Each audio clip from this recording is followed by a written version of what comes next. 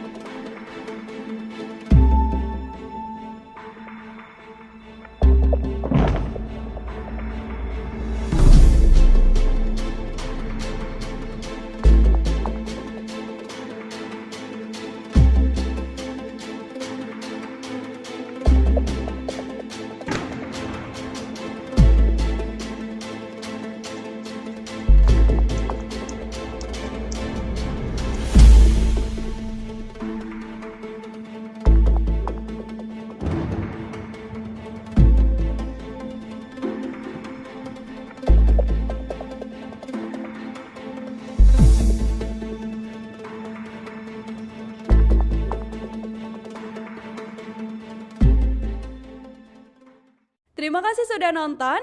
Jangan lupa like, subscribe, dan share ya.